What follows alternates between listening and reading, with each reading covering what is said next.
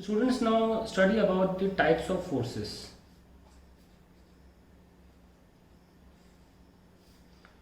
Now, broadly,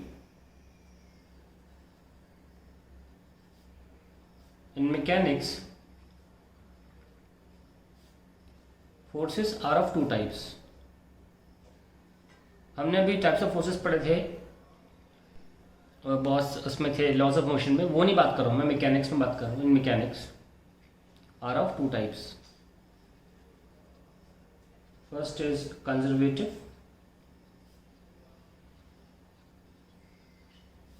and the second one is non-conservative.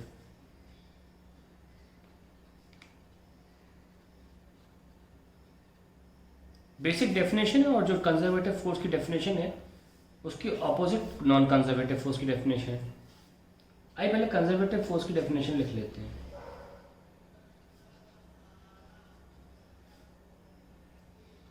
These are the forces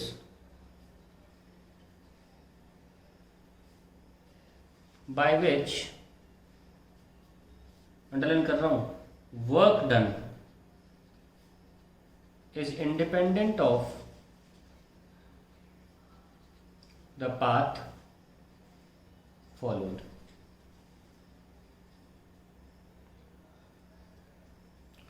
और इसको एक तरह से भी बोलते हैं, और these are the forces by which the work done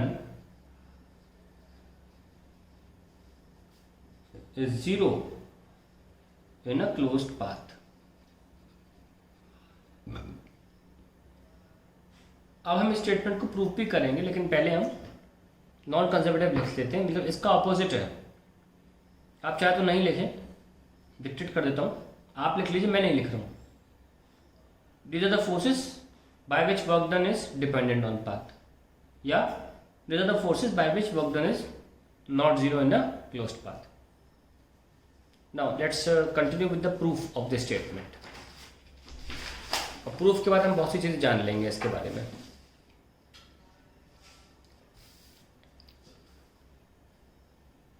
हमने क्लास 9th में एक फोर्स पढ़ा था, ग्रेविटेशनल फोर्स, है ना. फॉर्मूला क्या था उसका, Gm1m2 बाय आर स्क्वायर. हम इसका सहारा लेंगे अपने कंजर्वेटिव प्रूफ करने के लिए कि डेफिनेशन ये कहती है कि पाथ पे डिपेंडेंट नहीं होगा.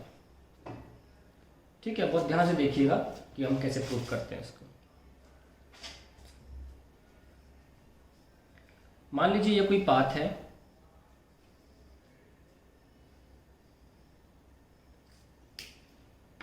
और यहाँ पर एक मास है m, और यहाँ पे हम मान लेते हैं कोई मास है m0. ठीक है, इस m0 को हम बोल देते हैं टेस्ट मास, क्योंकि हम इसे टेस्ट कर रहे हैं. मान लेते हैं कि ये पोजीशन जो है हमारे y एक्स प्लेन में a है, तो हम इसको एक वेक्टर से जोड़ लेते हैं and we call it R A vector. Similarly जो एंड डेस्टिनेशन है वो बी पॉइंट से दिखा देते हैं, यहाँ से यहाँ ले जा रहे हैं, हम इसको बोलेंगे आर बी वेक्टर. ठीक है. नाउ हम देख सकते हैं कि हमने जिस तरह का पाथ लिया है, इस m और m0 के बीच में जो फोर्स का फॉर्मूला लिखा जाएगा वो इस जगह के लिए लिखा जा सकता है Gmm0 बाय आर ए का स्क्वायर. पर हर जगह नहीं लिख सकते क्योंकि r बदल रहा है, r जो है बार बार बदल रहा है. यहाँ पे कुछ है, यहाँ पे थोड़ा बढ़ गया और बढ़ गया, मैक्सिमम आर भी है. अब आर बार बार बढ़ रहा है तो इसका मतलब एफ भी चेंज हो रहा होगा, है ना. तो यानी कि ये एफ जो है ये कैसा फोर्स है, वेरिएबल फोर्स हो गया,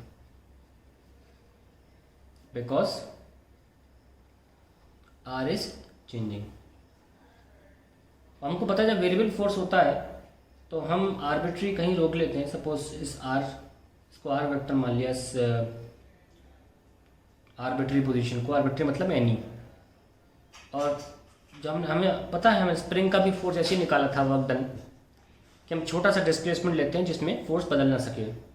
तो यहाँ पे हमने छोटा सा डिस्प्लेसमेंट ले लिया और उसका नाम रख देते हैं dl,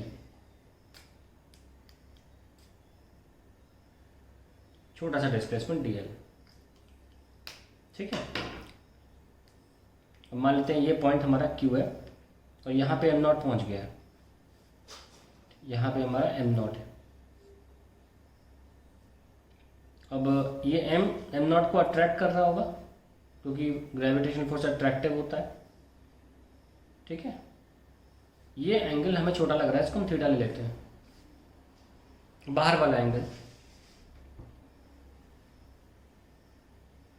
और यहाँ से लेकर हम यहाँ तक जा रहे हैं, दूसरी पोजीशन, ये dl है वेक्टर फॉर्म में। ठीक है, चलिए, तो क्योंकि हमें ये एंगल एक्यूट लग रहा है, ये एंगल क्या होगा 180 माइनस थीटा। तो let's write the small work done by gravity force. Gravity खुद ही फोर्स होता है, ग्रेविटी कौन सी है, F, by gravity F in moving m0 over a distance dl। तो dw क्या हो जाएगा, f डॉट dl, ऐसे लिखते हैं ना। और अगर हम नोटिस करें तो f और dl में एंगल 180 माइनस थीटा है, तो we get f dl cos 180 minus theta, क्योंकि हमने थीटा ये छोटा वाला लिया है एक्यूट, बड़ा वाला क्या होगा 180 minus theta. So we come down to F T L cos theta और माइनस में। नाउ एफ की जगह हम लिख सकते हैं G mm0 upon R square, और we can continue with dl cos theta. अब देखिए, मैं परपेंडिकुलर गिरा रहा हूँ, गिरा दिया, ये परपेंडिकुलर गिराया। अब मैं जो ट्रायंगल बनाया, मान लो इस परपेंडिकुलर पर यहाँ नाम रख दिया मैंने r, तो मैं ये जो ट्रायंगल है बाहर बनाने वाला हूँ। ठीक है, पी क्यू आर, ध्यान से देखिएगा।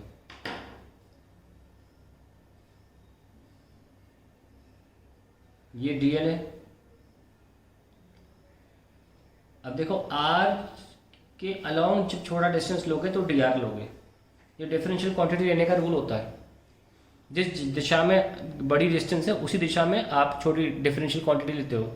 ये देखो मैंने यहाँ dl लिया था, मैंने यहाँ dr नहीं लिया, क्योंकि रूल है कि जहाँ r ले रहे हो उसी दिशा में dr लेना चाहिए। और ये थीटा है और ये 90 डिग्री है, तो इसमें cos थीटा लगा सकते हो इस ट्रायंगल में। बेस dr है, हाइपोटेन्यूज dl है, तो dl cos थीटा क्या आ गया, dr आ गया। अब हम dl cos थीटा की जगह dr पुट कर सकते हो और आसानी से इंटीग्रेशन कर लेंगे, पूरा वर्क डन आ जाएगा। स्टार्ट करते हैं।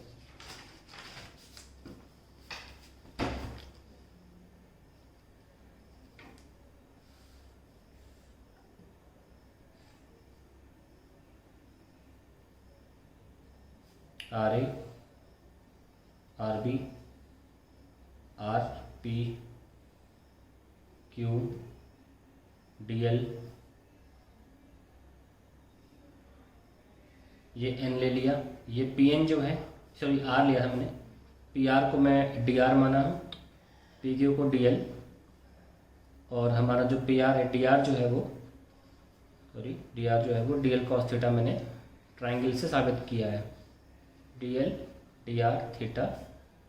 सो we have cos theta equals to dr upon dl।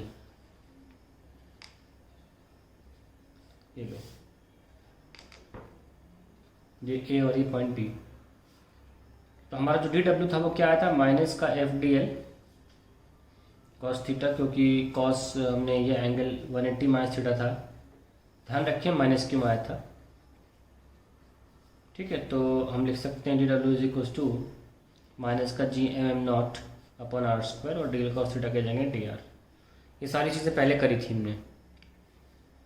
अब हमें वर्क डन पूरा निकालना है, कहाँ से कहाँ, ए से B, minus G M M not divide by R square D R R A से आर बी। तो डब्ल्यू ए बी क्या हो गया, माइनस का G M M not 1/r² का होता है 1 - 1/r,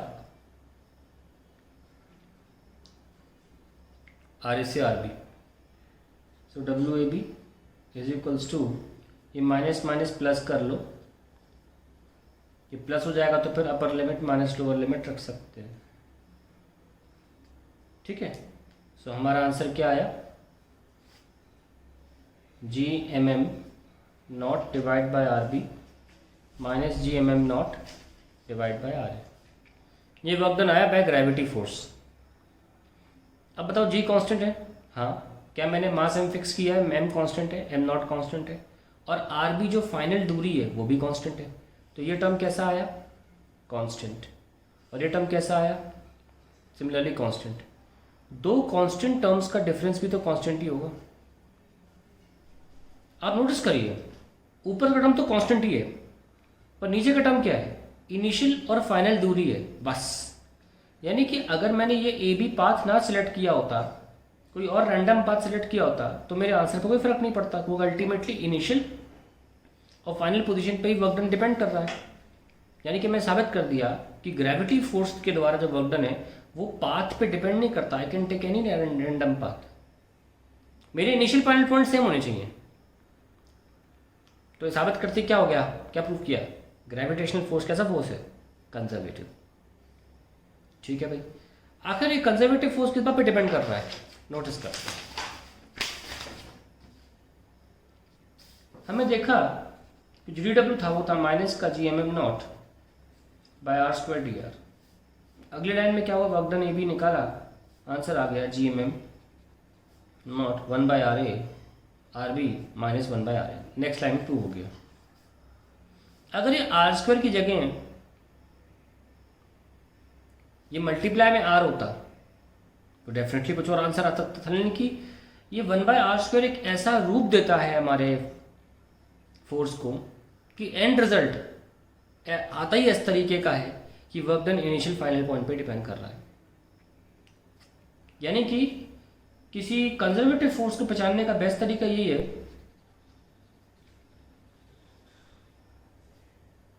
कि इट डिपेंड्स ऑन 1/r²। तो जितने भी 1/r² वाले फोर्सेस हैं कौन कौन से हैं, जैसे कि तुम्हारा कौन सा फोर्स हो गया, वो इलेक्ट्रोस्टैटिक फोर्स हो गया,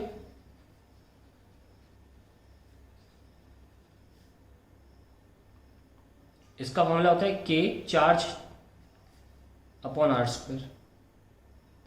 तो ये कैसे फोर्सेस हैं, ये कंजर्वेटिव फोर्स है।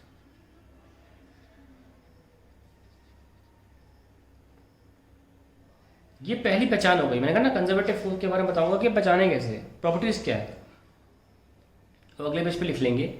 लेकिन मैंने आपको ये प्रूफ कर दिया कि वर्क डन जो है पाथ पे डिपेंडेंट नहीं है, केवल इनिशियल पॉइंट और final point R A R B पर डिपेंडेंट है। आइए डायग्राम दोबारा देख लेते हैं।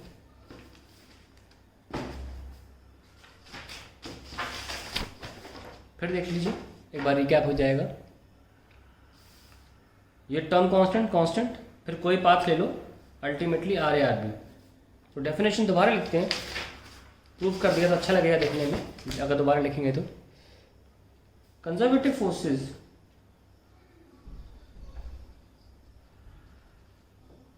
are those forces by which work done is independent of path followed and only depends on initial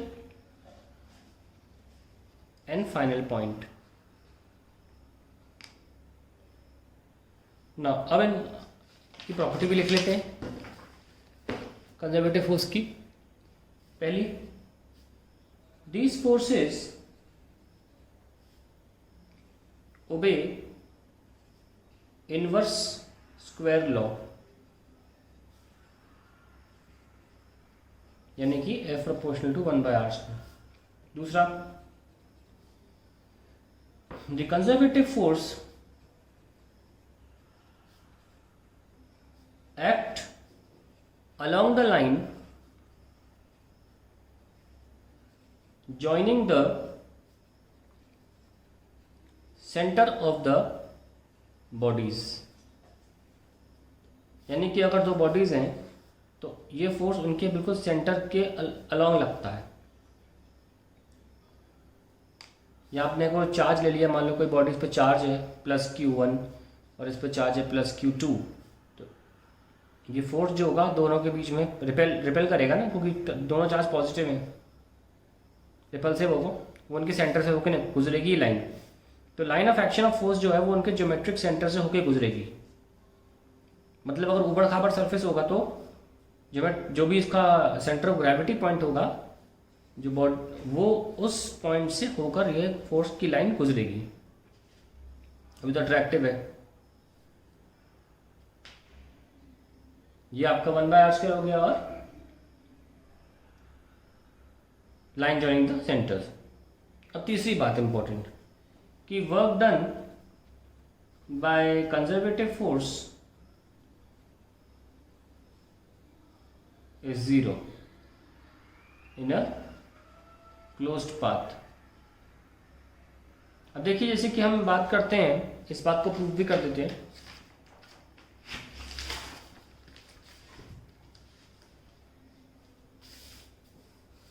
मान लीजिए हमने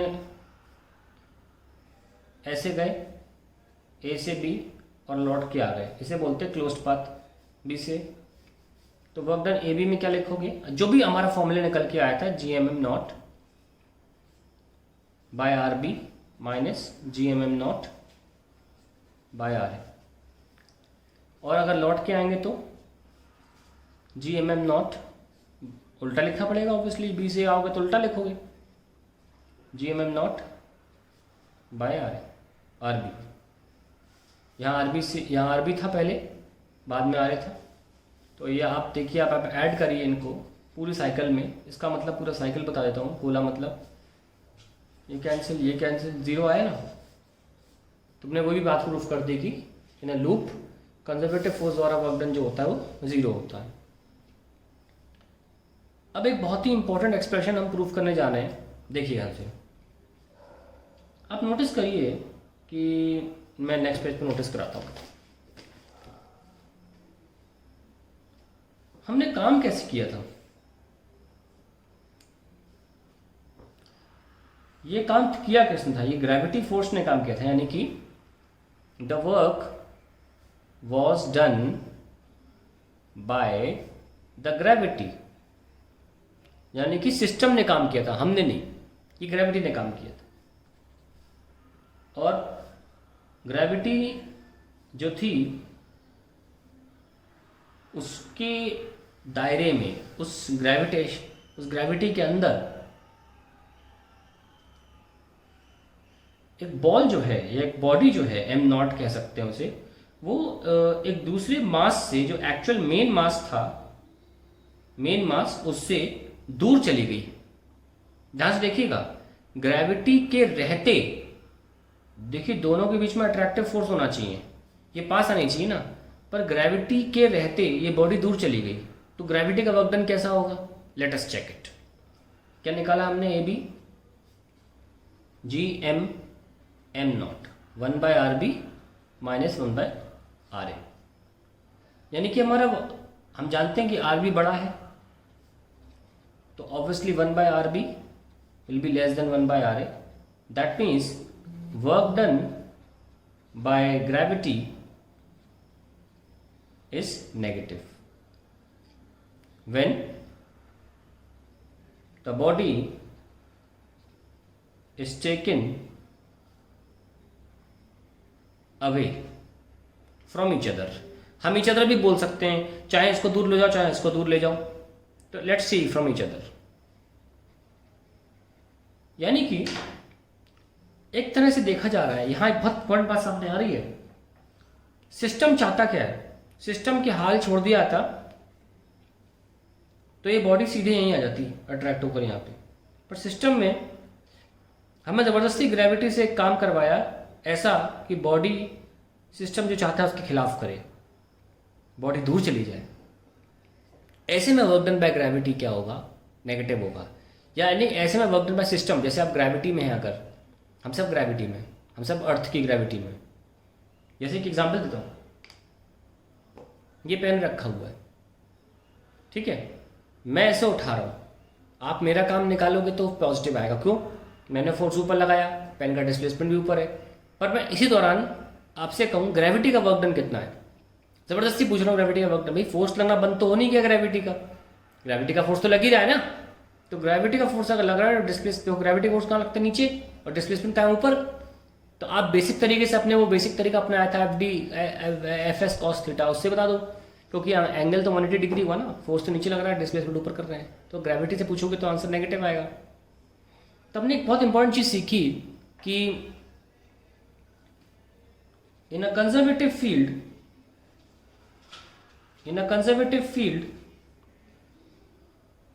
when a body moves against the field, work done by field is negative। Automatically आप बोल सकते हो ये सत्य है, ठीक है।